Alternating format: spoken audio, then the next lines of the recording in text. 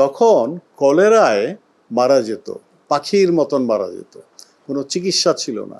যে চিকিৎসাটা ছিল সেটা হচ্ছে শিরার মাধ্যমে স্যালাইন দেওয়া, ইন্ট্রাভিনাস স্যালাইন।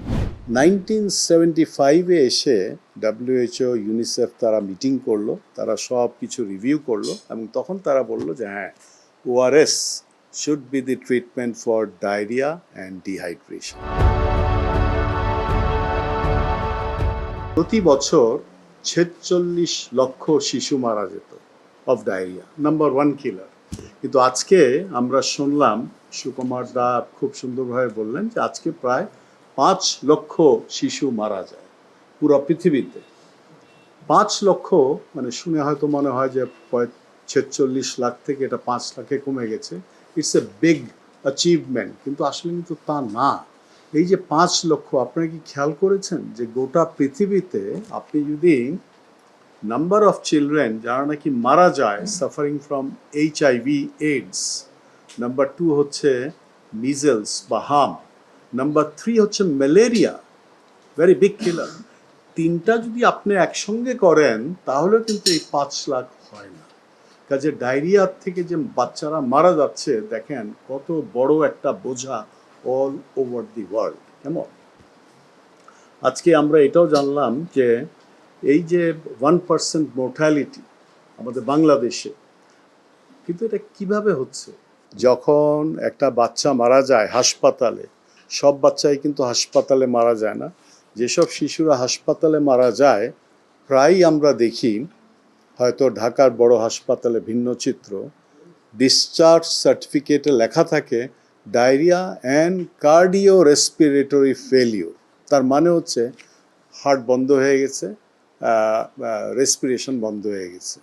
তো কজ অফ ডেথ থাকে কার্ডিয়াক এবং রেসপিরেশন বন্ধ হওয়া। কেমন, সেখানে কিন্তু ডায়রিয়ার উল্লেখ থাকে না, যেরকম থাকে না ম্যাল নিউট্রিশন। কাজে যখনই আমি এই 1% এই সংখ্যাগুলো আমি দেখি, প্রপোর্শনগুলো দেখি, আমার সবসময় এই জিনিসটা মাথায় আসে। এটা হচ্ছে ফ্যাক্ট। এখন আমি আপনাদেরকে কিছু কথা বলবো অ্যাবাউট যে ডিসকভারি, এবং এটা খুবই ইন্টারেস্টিং কিভাবে মানুষ সেই 60-এর দশকে বিজ্ঞানীরা এই ঢাকায় মহাকালীতে কি কাজ করেছে। 1960-তে CRL, cholera research laboratory established হলো, এটা মহাকালীতে। তখন মহাকালীতে কেউ যেত না, সেখানে তখনও ছিল ইনস্টিটিউট অফ পাবলিক হেলথ, সরকারের জাতীয় জনস্বাস্থ্য প্রতিষ্ঠান।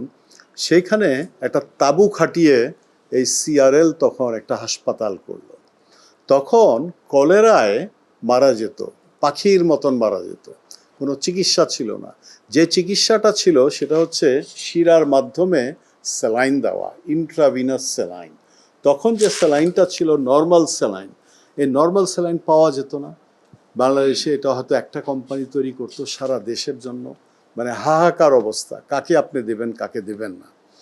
নর্মাল স্যালাইন দেওয়ার পরও দেখা গেল কমপ্লিকেশনস, রুগীরা নর্মাল স্যালাইন দেওয়ার পর অ্যাসিডোসিস নামক যে কন্ডিশন, সেটাতে মারা যেত। কাজেই এটা হলো যে কি করে একটা ভালো একটা সহজভাবে দেওয়া যায়, একটা চিকিৎসা কিভাবে উদ্ভাবন করা যায়। ন্যাচারালি যে চিকিৎসাটা মুখে দেওয়া যায় সেটাই সবচেয়ে শ্রেষ্ঠ। তো তখন 1962 সনে এই নর্মাল স্যালাইনের চেয়ে একটা ভালো সলিউশন, দ্রবণ, কলেরা রিসার্চ ল্যাবরেটরি মহাকালীতে আবিষ্কার করলো। আপনি যদি classical text book of microbiology খোলেন, আপনি এটার লেখা পড়বেন। এটার নাম হচ্ছে ঢাকা সলিউশন। সারা পৃথিবীতে তীব্র কলেরা, তীব্র ডিহাইড্রেশন হলে this is the treatment of choice. তারপরে আসলো যে কিভাবে আমরা মুখে খাবার স্যালাইনটা দেব। এইখানে একটা যুগান্তকারী গবেষণা মহাকালীতে হলো, এবং এই গবেষণাটা করলেন আমেরিকান একজন বিজ্ঞানী যার নাম হচ্ছে নরবার্ট হার্শন। উনি দেখলেন যে আমি যদি পানি দেই, ডায়রিয়া হলে কি হয়, পানি বের হয়ে যায়, পানির সাথে কিছু লবণ বের হয়ে যায়, কাজে আমাকে পূরণ করতে হবে উইথ ওয়াটার অ্যান্ড সল্টস। কিন্তু আমি যে পানি দিব, পানিটা কিভাবে বডি গ্রহণ করবে, এটা নিয়ে অনেক গবেষণা হয়। পরে উনি এটা প্রমাণ করলেন যে আমি যদি পানি দেই, তার সাথে যদি লবণ দেই এবং তার সাথে যদি আমি গ্লুকোজ দেই, এই গ্লুকোজটা করে কি ওই লবণকে টেনে অন্ত্র বা ইন্টেস্টিনের ভিতরে ঢুকায়, এবং যখন লবণটা ভিতরে ঢুকে এটা আবার পানিটাকেও টেনে ভিতরে নেন।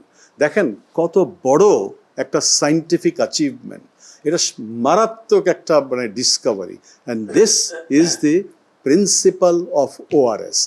আজ অবধি আমরা সেই গ্লুকোজকে ইউজ করছি। অনেকে বলে গ্লুকোজ দেওয়া হয় পুষ্টির জন্য, আসলে তা না। গ্লুকোজটা দেওয়া হয় to absorb the salt and the water 1968-এ।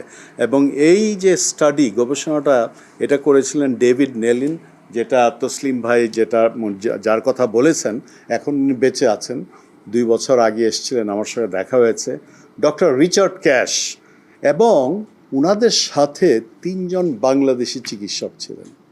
3 জনের সঙ্গে আমার কাজ করার সৌভাগ্য হয়েছে। ডক্টর রফিকুল ইসলাম, উনি ডেপুটি চিফ ফিজিশিয়ান ছিলেন, ডক্টর মজিদ মোল্লা, যিনি নাকি রাইস ওআরএস পরে উনি বের করলেন, এবং তার সাথে ছিলেন ডক্টর মিজানুর রহমান, মতলবে, এবং মতলব হাসপাতালে উনি কাজ করতেন। 1970-তে 70-এ আপনার মতলব এবং ঢাকা হাসপাতালে এই যে ওআরএস বের হলো এটা প্রচলন হলো হাসপাতালে। 1971-এ যখন স্বাধীনতা যুদ্ধ লাগলো তখন ওআরএসের চাহিদা আরও বেড়ে গেল, কেননা তখন এই যে শিরায় দেওয়ার যে স্যালাইন এটার পাওয়া যাচ্ছে না, কোনো কোম্পানি কাজ করছে না, কোথায় আপনি পাবেন, কোথার থেকে আপনি কিনবেন। তখন মতলবে এবং ঢাকাতে খুব জোরে সোরে রোগীদের আপনার এই ওআরএস দেওয়া স্টার্ট করলো। এটা হচ্ছে ঢাকা এবং মতলব।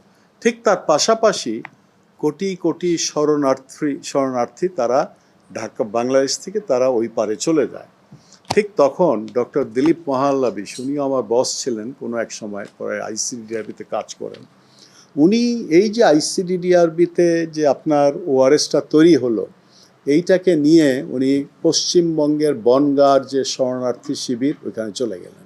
ওইখানে গিয়ে গামলায় আপনার যা সব ঢাললেন, ওটা কোনো স্টাডি ছিল না, ওনারই ছিল যে কীভাবে রোগী বাঁচানো যায়, এটা দিলেন। এবং এটা দেওয়ার পর দেখলেন যে যাদেরকে দেওয়া হলো 90% রোগীর ক্ষেত্রে রিকভারি হলো। That was amazing. এবং ওনার যে এই যে অ্যাচিভমেন্ট এটা পরে 1974 সনে জনস হপকিন্স ইউনিভার্সিটি মেডিকেল জার্নালে এটা প্রকাশ হলো। 1975-এ এসে WHO, ইউনিসেফ তারা মিটিং করলো, তারা সব কিছু রিভিউ করলো, এবং তখন তারা বললো যে হ্যাঁ, ORS should be the treatment for diarrhoea and dehydration. এই প্রথম এন্ডোর্সমেন্ট আসলো ইন দি ইয়ার 1975। 1978-এ আবার আমরা আইসিডিডিআরবিতে আমরা এই করলাম যে গ্লুকোজ তো এক্সপেন্সিভ, তাই না? গ্লুকোজের চাইতে আরও কত সহজলভ্য জিনিস দিয়ে আমরা এই ওআরএস তৈরি করতে পারি। তখন টেবিল সুগার, আমরা যে চিনিটা খাই এটাকে বায়োলজিক্যাল নাম হচ্ছে সুক্রোজ, তখনই করলো সুক্রোজ দিয়ে কাজ হয় কিনা। তখন এই গ্লুকোজ ওআরএস আর সুক্রোজ ওআরএস এটা নিয়ে গবেষণা হলো, দেখা গেল যে sucrose ORS is as good as glucose ORS. কেমন? সো এটা দিয়ে হলো, বাট এখন পর্যন্ত আপনার গ্লুকোজই বেশি চলে। 1979-এ দাদা প্রথম আপনার বাংলাদেশে প্লাস্টিক স্যাশে আরম্ভ হলো। ইট ওয়াজ ইন দি ইয়ার 1979, এবং এটাও বাংলাদেশ সরকারের ডিজিএইচএসের সাপোর্টে এই জিনিসটা করা হয় আমার। এবং এরপরে যেটা তসলিম ভাই বলেছেন লোয়ার অসমোলারিটি, আপনি যদি দেখেন যে আগে যেটা আমরা করেছিলাম সেই ওআরএসে সোডিয়ামের পরিমাণ ছিল 90 মিলিমোল পার লিটার। এতে দেখা গেল যে অনেক কমপ্লিকেশনস হচ্ছে। দ্বিতীয়বার যদি আমাকে সুযোগ দেন আমি এই কমপ্লিকেশনের কথা বলবো, এটা খুবই ইম্পর্টেন্ট, এবং আমি মনে করি যে কালবেলার মাধ্যমে এটা জনগণকে জানানো উচিত কিভাবে আমরা সেই কমপ্লিকেশন থেকে আমরা পরিত্রাণ পেতে পারবো। বাট একটা জিনিস যেটা হয়েছে যে এই 90 মিলিমোলের জায়গায় এই সোডিয়ামটাকে কমানো হয়েছে, এখন এটা হচ্ছে 75 মিলিমোল, এবং এতে করে এই কমপ্লিকেশনস অনেক কমে আসছে। এবং এটাও আপনার WHO-র সাপোর্টে আইসিডিডিআরবি বড় ধরনের ট্রায়াল করে, যার ফলে এখন আগেন WHO এবং UNICEF they have recommended 75 millimoles per litre, এটাকে বলা হয় লো অসমোলারিটি ওআরএস।